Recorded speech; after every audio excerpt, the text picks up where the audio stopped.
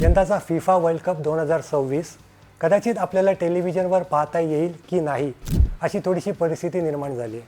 आणि तुम्ही म्हणाल की मी असं का म्हणतोय, कारण फक्त महिना उरला या वर्ल्ड कपला, पण अजूनपर्यंत भारतात कुठल्याही नेटवर्कने किंवा चॅनलने फिफाशी असा कुठलाही ॲग्रीमेंट केला नाही आहे की भारतामध्ये या मॅच आपल्याला लाईव्ह पाहता येतील. पण असं का होतं आहे? इतिहासात त्याआधी असं कधी झालं नव्हतं.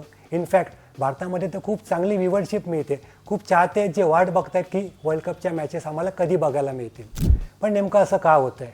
त्याची दोन मुख्य कारणं समजली जात आहेत. नंबर एक, तुम्हाला माहिती आहे का वर्ल्ड कप कुठे होणार आहे?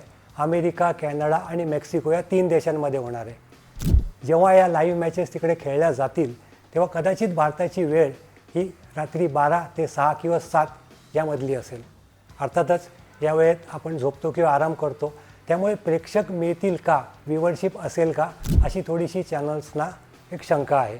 त्याशिवाय या ऑड टाईममुळे ज्या मॅच टेलिकास्ट होतील त्यांना प्रायोजक म्हणजे ॲडव्हर्टाईज मिळतील का, असाही थोडा डाऊट आहे. त्यामुळे हा करार अजून होऊ शकला नाही आहे. विशेष म्हणजे 2022ला कतार दोहाला जो वर्ल्ड कप झालेला 4 वर्षापूर्वी, त्याच्यापेक्षा 65% म्हणजे 65% कमी रेट्स चार्ज करत आहे फिफा.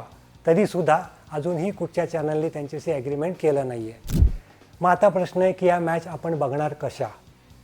याच्यावरती एकच उत्तर आपल्याला मिळू शकतं. कदाचित तसं होणारही आहे की फिफा आपल्या स्वतःच्या वेबसाईटवरती त्याचं लाईव्ह स्ट्रीमिंग करेल आणि आपल्याला ते बघता येईल. अर्थात त्या वेबसाईटवरती जाऊन चाहत्यांना लॉग इन करून त्या सेक्शनमध्ये कुठे लाईव्ह होतं हे बघावं लागेल आणि मगचा मॅचचा आनंद घ्यावा लागेल. सध्या तरी हाच अपडेट आहे. आपण अपेक्षा करूया की टेलिव्हिजनवरती सुद्धा आपल्याला त्या मॅचेस पाहता येतील.